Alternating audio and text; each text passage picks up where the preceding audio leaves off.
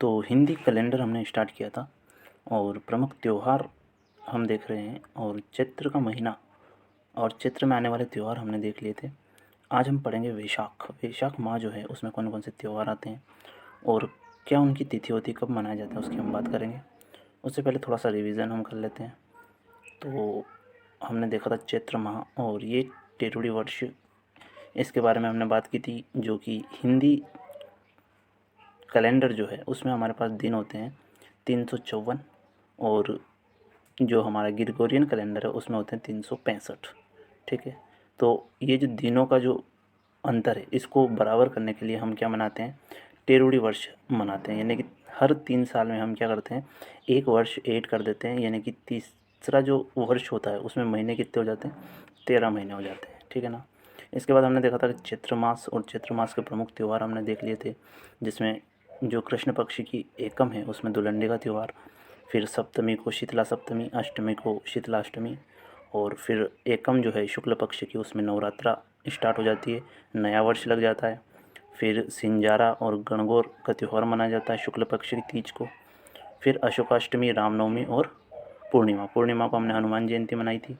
तो ये चित्र पक्ष हम इसको पढ़ चुके हैं डिटेल से, और आज जो है वो हम देखेंगे वैशाख। वैशाख माह में कौन कौन से हमारे त्यौहार आते हैं और क्या उनकी तिथि रहती है, इसकी हम बात करेंगे।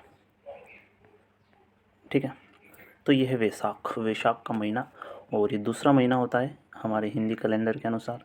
और इसमें ज़्यादा कुछ त्यौहार नहीं है, क्योंकि इसमें आपके कृष्ण पक्ष आता है। कृष्ण पक्ष में एक त्यौहार आता है धींगा गणगौर। धींगा गणगौर जो है वो उदयपुर की फेमस है, और धींगा गणगौर जो है वो चैत्र में नहीं आके वैशाख में आती है। वैसे गणगौर अगर सिंपल पूछा जाए तो कहाँ आएगी, गणगौर का त्यौहार आपका चैत्र में आता है, चैत्र की शुक्ल पक्ष की तृतीया को।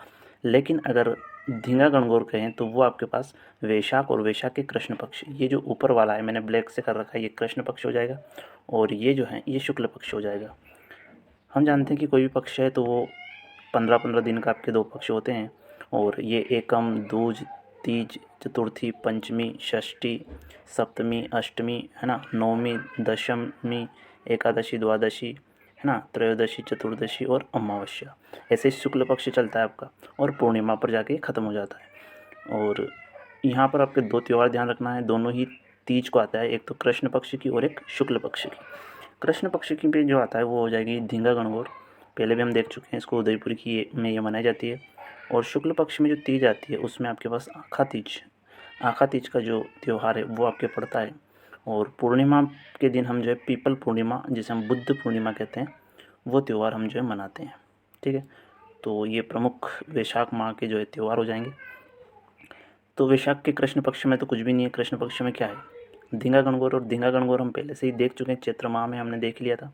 एक बार और आपको मैं बता देता हूँ, ये चैत्र माह में हमने देखा था ये गणगौर, और गणगौर का त्यौहार हमारा चैत्र माह का है। और गणगौर में ही हमने पढ़ा था कि जो धींगा गणगौर है, थोड़ा रिवीजन हो जाएगा आपका, ये गणगौर। तो ये देखो, इसमें हमने देखा था कि जो धींगा गणगौर का त्यौहार है वो कब आएगा, वैशाख कृष्ण तृतीया को आएगा। 16 दिन का त्यौहार होता है। ठीक है, और बिना ईसर की गणगौर आपकी जैसलमेर की हो जाएगी। गुलाबी चुनर गणगौर आपकी नाथ द्वारा की फेमस है, जो कि चैत्र शुक्ल पंचमी को मनाई जाती है और ये चतुर्थी को मनाई जाती है। ठीक है ना। धींगा गणगौर राज सिंह के काल से प्रारंभ हुई थी, तो ये भी आप ध्यान रख सकते हैं। चलिए आगे बढ़ते हैं, और इसके बाद हमारा जो आखा तीज का त्यौहार है वो शुक्ल पक्ष में आता है, वैशाख शुक्ल तृतीया को। और इसमें क्या है, तो ये एक अबुझ सावा, यानी कि जितने भी विवाह होते हैं वो अधिकतर विवाह जो है आखा तीज को होते हैं। यानी कि इस दिन अबुझ सावा, यानी कि शुभ मुहूर्त होता है, पूरे दिन शुभ मुहूर्त होता है। यानी कि आपको कोई मुहूर्त निकालने की ज़रूरत नहीं है, अगर आखा तीज का दिन है तो आप विवाह कर सकते हो। ठीक है, और सर्वाधिक विवाह संपन्न होते हैं। भगवान परशुराम जी की अगर बात करें तो वो उनकी जयंती भी जो है आखा तीज के दिन मनाई जाती है। ठीक है, एक हमारा जो बीकानेर शहर है इसकी स्थापना राव बीका जो है 1488 ईस्वी में करते हैं, और उस दिन जो दिन था वो क्या था, आखा तीज। यानी आखा तीज के दिन जो है राव बीका क्या करते हैं, बीकानेर शहर बसाते हैं।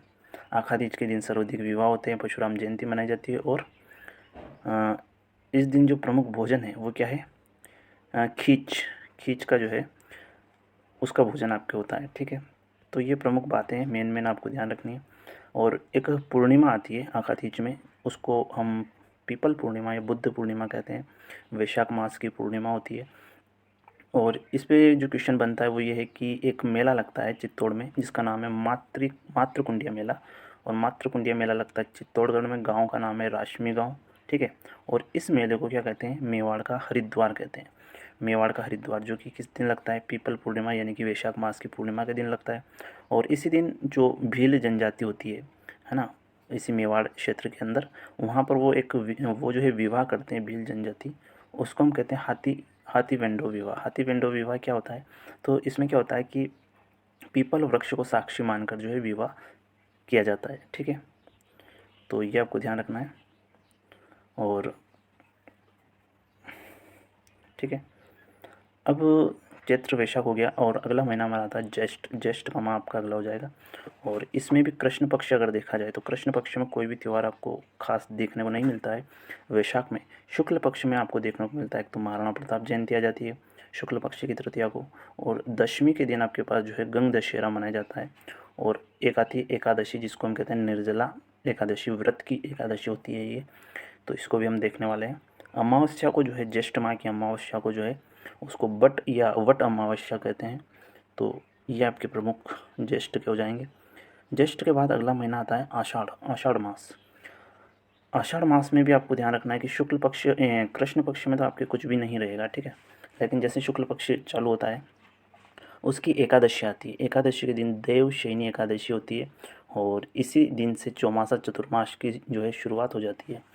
क्या है देवशयनी एकादशी, वो देखते हैं कि भगवान इस दिन जो है वो सो जाते हैं, या ऐसा कहा जाता है कि इसके बाद जो है 4 महीने के लिए जो है सूतक लग जाते हैं, यानी कि विवाह वगैरह शुभ कार्य जो है वो नहीं होते हैं, ठीक है। और देखेंगे इसमें डिटेल में। पूर्णिमा आपके पास ध्यान रखना, पूर्णिमा को हम गुरु पूर्णिमा, और इसी दिन वेद व्यास जी का जन्म हुआ था, तो व्यास पूर्णिमा भी इसे हम कहते हैं, ठीक है। चलिए तो आगे बढ़ते हैं। ये हो गया आपका कौन सा महीना, आषाढ़। आषाढ़ के बाद आता है सावन, और सावन का महीना देख लेते हैं। वैशाख, वैशाख हम देख चुके हैं, आषाढ़ हम देख चुके हैं, सावन। देखो सावन जैसे आता है तो आपके पास सबसे पहले जो कृष्ण पक्ष में आती है पंचमी। कौन सी, पंचमी। और पंचमी को हम मनाते हैं नाग पंचमी। नाग पंचमी के बाद जो है कृष्ण पक्ष की जो नवमी आती है उसको हम मनाते हैं नेवला नवमी। नेवला नवमी के बाद हमारी आती है अमावस्या, और अमावस्या को हम कहेंगे हरियाली अमावस्या, क्योंकि सावन का महीना है और चारों तरफ हरियाली हरियाली होती है, तो उस दिन हमारी जो अमावस्या आएगी वो क्या आएगी, कहलाती है हरियाली अमावस्या। और फिर हम आ जाते हैं शुक्ल पक्ष, और शुक्ल पक्ष की जो तृतीया है, तीज है, उसको हम कहते हैं छोटी तीज या सावनी तीज। छोटी तीज या फिर सावनी तीज। तो ये आपके सावन के त्यौहार हो जाएंगे। और सावन माह में ही हमारी जो है पूर्णिमा आती है, और पूर्णिमा को हम क्या मनाते हैं, रक्षाबंधन। तो रक्षाबंधन का त्यौहार भी कब मनाया जाता है, सावन में मनाया जाता है। कब मनाया जाता है, पूर्णिमा को मनाया जाता है, ठीक है। और इसी को हम सत्य पूर्णिमा, नारियल पूर्णिमा या वचन पूर्णिमा भी कहते हैं।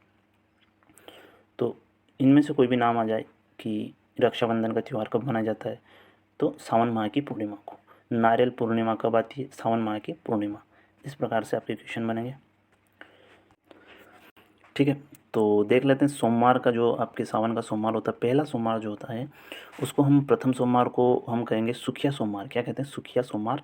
और भगवान शिव को ये समर्पित होता है। वैसे तो पूरा महीना सावन का भगवान शिव को समर्पित है, लेकिन ये जो प्रमुख है सोमवार पहला, उसको सुखिया सोमवार हम कहते हैं। इसके बाद जैसे मंगलवार आता है, सावन का मंगलवार, उसको मंगला गौरी, पार्वती जी को उसको समर्पित मानते हैं उस वार को, और पार्वती की जो है पूजा इसमें की जाती है। फिर जैसे पंचमी आती है तो हम क्या मनाते हैं, नाग पंचमी। और ध्यान रखना यहाँ पर कि ये सावन की कृष्ण पक्ष की पंचमी है। कौन सी है, कृष्ण पक्ष की पंचमी है।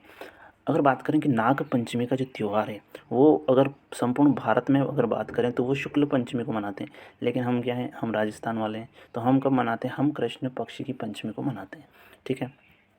नाग पंचमी को एक मेला लगता है जोधपुर में, तो ये भी ध्यान रखना है कि नाग पंचमी को कहाँ मेला लगता है, जोधपुर में।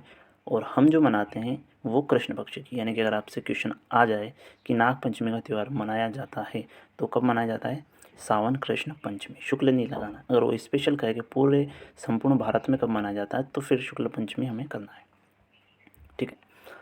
नाग पंचमी यानी नाग को हमने दूध पिला दिया, तो अब नेवले को भी याद करना पड़ेगा।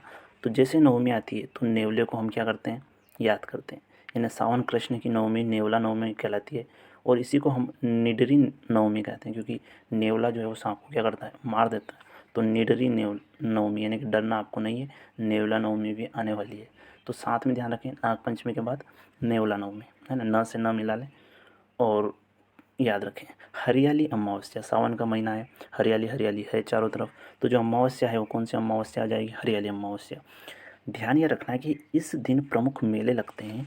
एक तो कल्पवृक्ष का मेला लगता है, एक बूढ़ा जोहर का मेला लगता है, जोहड़ा का मेला, और एक डिग्गी कल्याण जी का मेला, और एक वीरपुरी का मेला। ठीक है। जैसे कल्पवृक्ष मेला ये तो बहुत फेमस है, अजमेर मांगलियावास अजमेर में लगता है। बूढ़ा जोहड़ ये श्री गंगानगर में है। डिग्गी कल्याण जी का जो है वो टोंक में है। और वीरपुरी का मेला मंडौर, और मंडौर का है जोधपुर। तो यहाँ पर ये प्रमुख मेले इस दिन लगते हैं। और इस दिन का प्रमुख भोजन जो है खीर और मालपुआ। क्या है, खीर और मालपुआ जो है इस दिन बनाया जाता है। और महिलाएं क्या करती है, उद्यान में भ्रमण करती है। हालांकि ये क्वेश्चन बनते नहीं है, मेन क्वेश्चन आपका यही है, प्रमुख मेले। और चूँकि हरियाली है तो उद्यान में तो भ्रमण करेगी, महिलाएं क्या करेगी, पुरुष भी करेंगे। तो ये आपको ध्यान रखना है। फिर हमारा अगला त्यौहार है छोटी तीज। छोटी तीज शुक्ल पक्ष में आती है, और सावन की जो तीज होती है शुक्ल पक्ष की, वो छोटी तीज हो जाएगी। और इस दिन क्या है कि प्रकृति में एकदम अद्भुत सौंदर्य होता है, चारों तरफ हरियाली है। ठीक है। और महिलाएं क्या करेगी, तो बगीचे में झूले डालेगी, झूला झूलेगी, हिंडोल उत्सव मनाएगी। तो ये इस दिन होता है। और ये जो छोटी तीज है ये कहाँ की प्रसिद्ध है, तो जयपुर की प्रसिद्ध है। छोटी तीज कहाँ की प्रसिद्ध है, जयपुर की। पति पत्नी का सबसे प्रमुख त्यौहार अगर कोई है तो वो कौन सा है, छोटी तीज। ठीक है। छोटी तीज का त्यौहार हो जाएगा। राजस्थान में पति पत्नी का जो है सबसे प्रमुख त्यौहार कौन सा हो जाएगा, छोटी तीज का त्यौहार हो जाएगा। इसके बाद हमारी आ जाती है रक्षाबंधन, जो कि कब आती है, पूर्णिमा को। सावन माह की जो पूर्णिमा होती है उसमें रक्षाबंधन का त्यौहार आ जाता है। और इसी दिन हम क्या करते हैं, जनेऊ यज्ञोपवीत यानी कि जो उपनयन संस्कार होता है, जनेऊ वगैरह पहनते हैं, नाम दीक्षा वगैरह लेते हैं। तो वो सबसे जो है शुभ दिन जो है वो रक्षाबंधन का माना जाता है। ठीक है। और इसी दिन क्या होता है कि श्रावण कुमार की जो है पूजा आपके पास की जाती है। संस्कृत दिवस जो है वो भी इसी दिन मनाया जाता है। यानी कि रक्षाबंधन जो पूर्णिमा आती है, सावन की जो पूर्णिमा, ठीक है, उसके बारे में ध्यान रखना कि एक तो रक्षाबंधन मनाया, और रक्षाबंधन के साथ साथ हम क्या मना रहे हैं, संस्कृत दिवस। तो एक बार क्वेश्चन आया था ये, संस्कृत दिवस कब मनाया जाता है, I think third grade REET में क्वेश्चन पूछा गया था। तो सावन माह की पूर्णिमा को मनाया जाता है। ठीक है। तो ये हो गए। और इसके बाद आता है भाद्रपद। भाद्रपद में सबसे ज़्यादा त्यौहार है, तो इसको हम अगले क्लास में लेंगे। और क्वेश्चन भी इसी से आते हैं, भाद्रपद से ही पूछे जाते हैं। लगभग 80% क्वेश्चन आपके यहीं से इसी महीने से मिलेंगे। तो इसको अगली क्लास में हम कंप्लीट करेंगे। तो अभी तक हम 5 महीने हमारे हिंदी महीने कंप्लीट कर चुके हैं, है ना, चैत्र, बैशाख, ज्येष्ठ, आषाढ़, सावन। ठीक है। अगला हमारा रहेगा भाद्रपद।